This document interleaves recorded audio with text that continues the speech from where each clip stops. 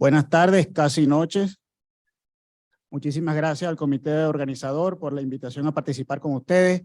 Emocionados de la mañana por ver tantos maestros, colegas, amigos. Realmente, por fin un reencuentro con un abrazo que no es el de WhatsApp. Entonces, vamos a hablar de tips de imagenología de las malformaciones de la vía aérea baja, algunos elementos básicos que nos van a ayudar a establecer el diagnóstico de las mismas. Estas corresponden a un grupo diverso de trastornos del desarrollo y crecimiento broncopulmonar que se originan en las diferentes etapas del desarrollo del sistema respiratorio. Estas pueden afectar vía aérea, parénquima pulmonar, irrigación arterial, retorno venoso y o ser una combinación de ellas. La incidencia reportada es variable en los diferentes estudios. Entre los que se ven más frecuentes se habla de 1 por cada 10.000 a 1 por cada 35.000 embarazos. Sin embargo, se plantea que la incidencia en la vida real es mayor. El tipo de lesión y su histología se relaciona directamente con el momento de la gestación y el nivel del árbol traqueobronquial en el cual se produce. La clasificación es controversial. Algunos autores utilizan la embriología como el factor principal para agrupar estas alteraciones. Otros las categorizan de acuerdo a las características morfológicas y radiológicas, incluyendo aquellas que afectan un pulmón en su totalidad o los que lo afectan parcialmente. La clasificación en la actualidad más utilizada y la que me pareció más práctica es la de Langston, que desde el punto de vista fisiopatológico las categoriza en 5 tipos. Estas son atresia bronquial, malformación congénita de la vía aérea pulmonar, antiguamente conocida como malformación adenomatoidea quística, y que en muchas ocasiones yo siempre más bien se me sale la palabra de malformación adenomatoidea antes que la malformación congénita de la vía aérea pulmonar, secuestro pulmonar intra y extralobar, enfisema o hiperinsuflación lobar congénita y el quiste broncogénico. La historia natural de ella es difícil de predecir y esto hace que tenga una variabilidad imagenológica. Algunos aumentan el tamaño durante el segundo trimestre del embarazo y estas casi siempre generan complicaciones para el feto y para el futuro recién nacido.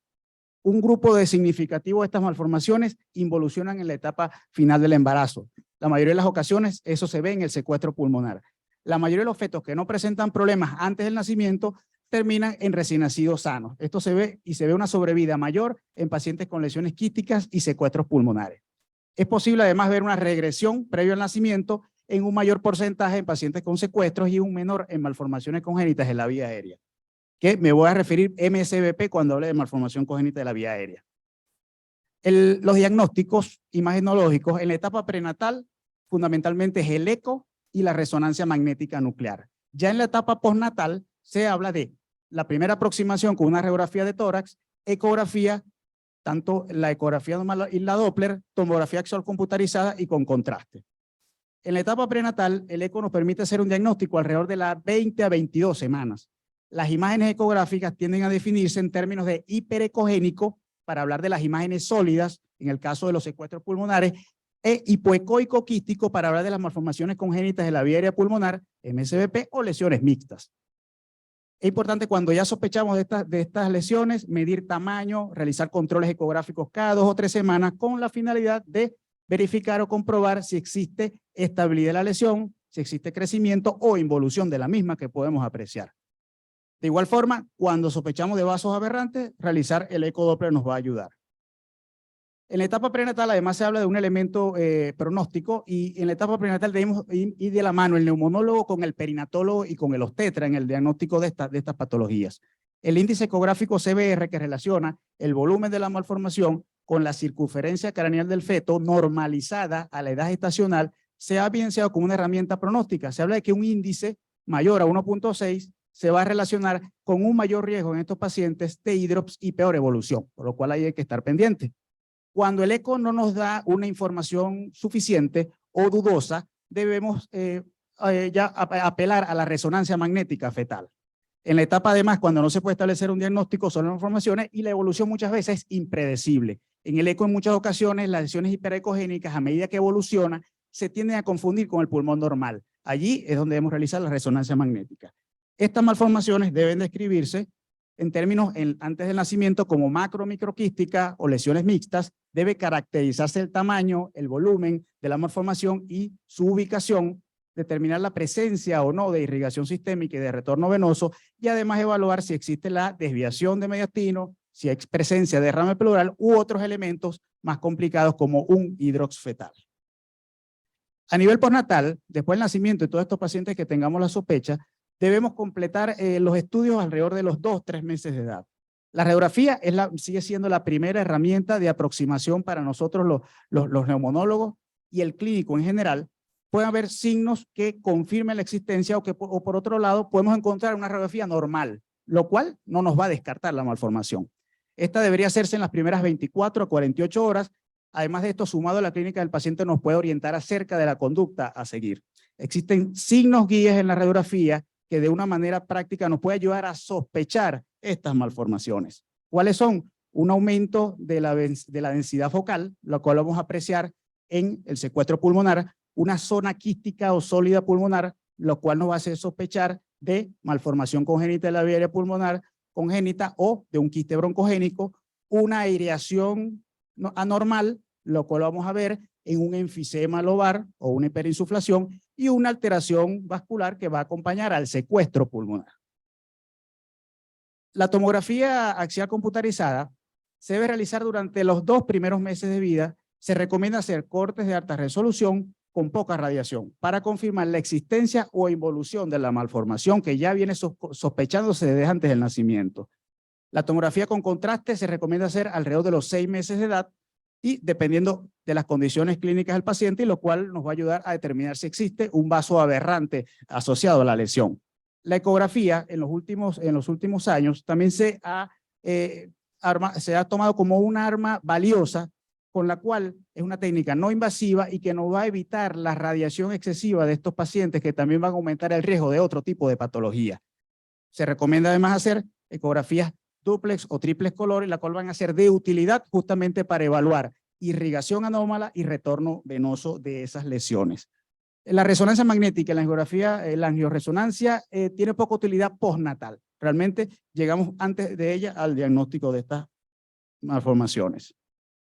Y vamos a empezar hablando de las más comunes, de los elementos más característicos de ella. En el caso de la atresia bronquial hay un estrechamiento bronquial, casi siempre de bronquios segmentarios, mucho más frecuente que los subsegmentarios, y se encuentra asociada a otras malformaciones más comunes, como la malformación congénita de la vía aérea pulmonar. Por ejemplo, tenemos este caso, un preescolar de 2 años de edad, quien fue manejado desde aproximadamente los 6 meses de edad con procesos obstructivos a repetición. Se trató como un asmático, mejoraba parcialmente, volvió a acudir y después inclusive se le dio el nombre de asma de difícil control sin llegar a ciertos parámetros. En este paciente, al realizarse la radiografía, se evidenció esa densidad homogénea a nivel del campo superior en relación al ilio. En la lateral se demuestra la misma, se le hace la tomografía y se aprecia un estrechamiento del bronquio principal derecho con una ectasia mucosa que generaba esa imagen homogénea que era telectásica, con áreas de hipoaireación. Resultó una atresia bronquial. En este otro paciente, un lactante mayor de 1 año de edad, quien también fue manejado como asmático en los primeros meses de vida, con tratamientos a base de esteroides inhalados y de esteroides en cada crisis. Había recibido ya 6 ciclos de prednisolona antes de llegar a la consulta.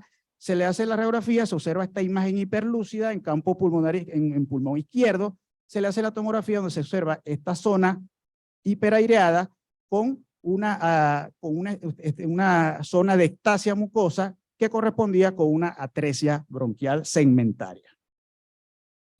En la malformación congénita de la vía aérea pulmonar, MSBP, estas son las más frecuentes de estas malformaciones de vía aérea inferior. Antiguamente, como dijimos, conocida como la malformación onomatoidea. Aquí hay una masa multiquística benigna de tejido pulmonar que no es funcional y que generalmente está restringida a un solo lóbulo. Casi siempre recibe irrigación del territorio pulmonar. La clasificación más actual de ella es la de Stoker en el año 2012. No vamos a quedar aquí. Lo que nos da utilidad para la imagenología es las características de los quistes. Las más comunes de estas son la tipo 1, la tipo 2 y la tipo 4. En la tipo 1, lo más llamativo para que nos va a ayudar en el diagnóstico imagenológico son que pueden verse quistes o múltiples quistes que van de diámetros de 2.5 a 10 centímetros.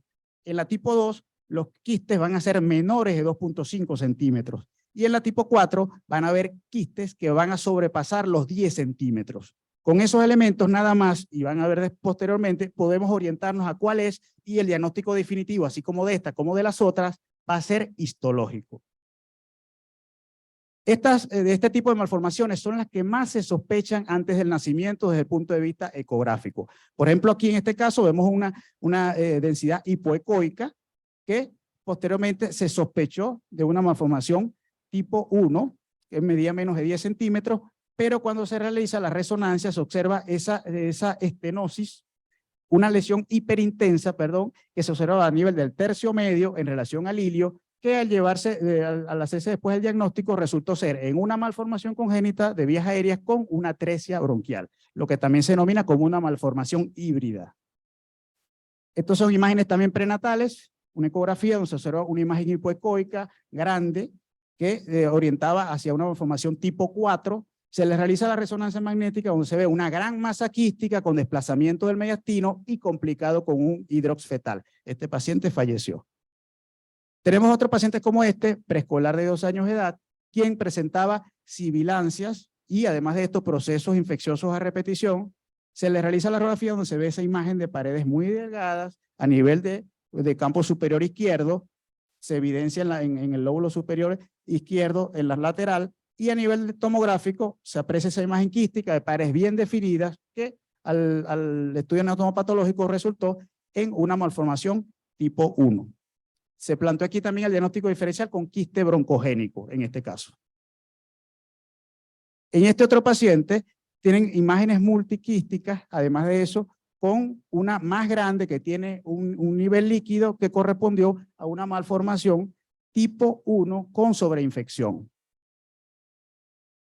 Tenemos este caso, un lactante menor de 4 meses de edad, que en el curso de una bronquiolitis se le realiza la radiografía al ingreso y presenta esa imagen hiperlúcida a nivel del lóbulo superior, al lóbulo superior derecho, la cual se extendió mayor a las 24 horas. Se realiza la tomografía, se aprecia la imagen y luego que se sospechó en este caso de una malformación congénita de vías aéreas y correspondió a una malformación congénita tipo 4. Tenemos otros pacientes que pasan su etapa de lactantes y preescolares, en muchas ocasiones asintomáticos. Posteriormente, en este caso, después de los 6 años de edad, presentó infecciones de repetición. Consulta a los 7 años de edad, cuando se publica el caso, en el cual presentaba tos con expectoración verdosa, dificultad respiratoria peromino nocturno. Se realiza esa primera radiografía, la imagen A, donde se aprecia una hiperinsuflación izquierda con imágenes multiquísticas en el lóbulo superior y una dextrocardia. Se realiza la tomografía, se aprecia la hiperinsuflación del pulmón izquierdo con múltiples imágenes quísticas que posteriormente se lleva a quirófano. La última es el postoperatorio, donde se observa una expansión del pulmón restante que le quedaba y resultó en una malformación tipo 2, MSBP. Tenemos otros pacientes con sospecha previa al nacimiento. Nace una radiografía PA que está normal. En este caso, se hizo una tomografía a los 6 meses de edad y se aprecia esa imagen multiquística a nivel del pulmón izquierdo y el cual resultó ser en una malformación tipo 2. En el enfisema lobar congénito y en todas estas hay una lesión a predominio parenquimatoso, pero aquí es una hiperinsuflación lo que vamos a ver, en la cual hay una compresión del parenquima restante y puede haber desplazamiento mediastínico. En estas va a haber un estrechamiento bronquial intrínseco. Se dice que 1 de cada 3 pacientes puede presentar síntomas al nacimiento, la mitad puede presentar síntomas a los 6 meses de edad y casi ninguno se salva de presentar síntomas alrededor de los 4 años de edad. En este enfisema lobar congénito, en la ecografía prenatal se puede identificar con una lesión hiperecogénica homogénea, pero que en muchas ocasiones se confunde con el pulmón normal. Ya en la radiografía vamos a apreciar una hiperinsuflación con menor trama vascular pulmonar, desplazamiento del mediastino y zonas atelectásicas adyacentes a esta lesión, la cual debemos corroborar con una tomografía en la cual vamos a ver más claramente los vasos pulmonares atenuados porque en muchas ocasiones se puede confundir con un neumotórax. Por ejemplo, en este caso, un recién nacido con dificultad respiratoria, cianosis al nacimiento, se realiza la radiografía PA, se observa esa imagen hiperlúcida en campo superior derecho, en la lateral se aprecia con desplazamiento del mediastino, se realizó la tomografía donde se observa la hiperinsuflación con los vasos pulmonares atenuados, compresión del parénquima pulmonar restante y una telectasia secundaria por compresión. Esto resultó en un enfisema lobar congénito. En este paciente, es un caso 6 meses de edad, en el curso de una bronquiolitis, se manejó como una complicación con un neumotórax, se le colocó tubo de tórax, el pulmón no expandió. Posterior a esto es que se plantea que hay otra cosa, se hace la tomografía donde se observa la hiperinsuflación con vasos pulmonares atenuados y luego sí se lleva a mesa operatoria. Este es ya el postoperatorio, el pulmón remanente expandió, claro, el tubo casi le sale por la boca, pero bueno, pero evolucionó bien. Los quistes broncogénicos, que quizás lo que yo hemos visto después de las malformaciones son los quistes broncogénicos y una que otra hiperinsuflación. En estos casos hay una lesión quística con un nivel líquido mucoso, el cual normalmente no se encuentra en comunicación con la vía aérea. La ubicación más común es a nivel mediastinal, aunque puede estar en cualquier parte del parénquima, inclusive a nivel subpleural.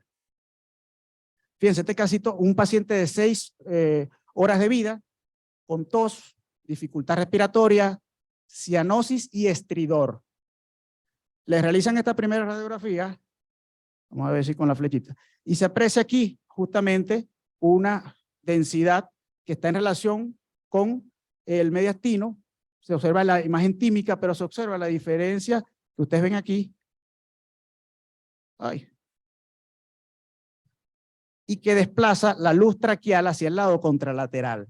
En la lateral se observa la imagen posterior, fíjense que se pierde la luz traqueal en el tercio superior, se realiza la tomografía donde se observa la imagen quística que desplaza la tráquea, por eso también presentaba el estridor y resultó en un quiste broncogénico. Este es otro lactante menor de 6 meses de edad del curso de una bronquiolitis por influenza A, se le realiza la radiografía, previamente no tuvo nunca síntomas y se observa ese quiste gigante con un nivel que resultó en un quiste broncogénico, de paredes muy bien definidas. Esta es una lactante menor, pacientica, a los 7 meses de edad, me llama, presentó posterior a un llanto intenso, dificultad respiratoria. Cuando acudo a la evaluación, disminución de los ruidos, realizamos la radiografía PA de tórax y apreciamos un neumotórax. Además de esto, ya en esa radiografía se apreciaba esa imagen quística, el lóbulo inferior, con el apoyo de cirugía de tórax, colocó el tubo de tórax, que también agarró poquito hacia un lado que no era, pero expande el pulmón, se observa la imagen quística bien definida, realizamos tomografía a las 48 horas luego del procedimiento, se observa esa imagen bien definida que resultó en el punto de vista anatomopatológico en un quiste broncogénico. Pudiera haber habido ahí hasta una malformación congénita de vía aérea, pero resultó quiste broncogénico. Este fue el postoperatorio, el paciente evolucionó muy bien, en 14 días ya el paciente estaba en su casa. 2 meses después, con buena evolución clínica. Ya en el secuestro pulmonar, además de la afectación parenquimatosa, vamos a encontrar una lesión vascular.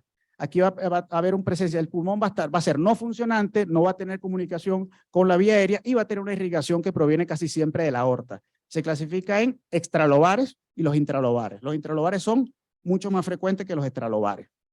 En el secuestro extralobar, la masa de tejido pulmonar anormal está separado del parénquima normal y ella además tiene un revestimiento pleural propio y recibe irrigación casi siempre de la aorta torácica o abdominal. El retorno venoso va a las ácigos o generalmente a las venas cavas. Y en el intralobar, el tejido pulmonar anómalo va a estar integrado al pulmón normal y va a compartir el revestimiento pleural, recibe irrigación de la aorta con un vaso anómalo y además de esto el retorno venoso va a las venas pulmonares. Esta casi siempre se ubica a nivel del lóbulo inferior izquierdo. Estas son imágenes prenatales, una resonancia magnética, donde se observa la lesión hiperintensa que está infradiafragmática. Esto resultó en un secuestro extrapulmonar. Ese paciente falleció. En este otro, vemos prenatalmente una resonancia. La ecografía daba una imagen que ofrecía sospecha, pero no concluyente. Se realizó la resonancia, se observa esa lesión hiperintensa en el pulmón izquierdo. Luego él evolucionó bien en su etapa prenatal, nace, se realiza la radiografía y se evidencia la imagen densa heterogénea que posteriormente fue llevado a mesoperatoria y resultó en un secuestro intralobar. Tenemos otros pacientes que pasan su etapa también de lactantes y preescolares, en muchas ocasiones asintomáticos y o presentan en algunas ocasiones infecciones a repetición y son manejados con múltiples antibióticos. La imagen mejora parcialmente, son dados de alta, el paciente también se pierde, vuelve a acudir, vuelven a tratar y siempre pasa lo mismo, hasta que a alguien se le ocurre pensar en esta patología y en las imágenes superiores además realizaron un eco y donde demostraron la arteria aberrante. Se planteó la sospecha y se llevó a mesa operatoria un secuestro intralobar. En las imágenes inferiores, de igual forma, fíjense esa imagen densa, heterogénea, el lóbulo inferior izquierdo, que muchas veces se puede confundir con la silueta cardíaca, y más en la actualidad, que no sé si les pasa, pero en nuestro medio sí, las radiografías son blandas, no blandas, y penetradas, no penetradas. O sea, esos diagnósticos finos en muchas ocasiones se nos hace difícil en la actualidad. En este caso, uno solicita una lateral y no la quieren hacer. Hacemos lateral, se observa la imagen posterior, que está más clara, en la PA nos puede ofrecer ciertas dudas en algunas ocasiones, se realiza una angiotomografía y se observa la imagen de un vaso aberrante que irriga la lesión, secuestro intralobar. Estos son otros pacientes, estos unos escolares manejados con procesos respiratorios infecciosos a repetición. En la tomografía que ven en su pantalla del lado derecho, en la tomografía se manejó o se interpretó como bronquiectasias y el paciente se manejó como un supurativo, con bronquitis supurativa crónica. Luego se realiza, a alguien se le ocurrió, le realizó la angiotomografía y observan el vaso aberrante que irriga la lesión.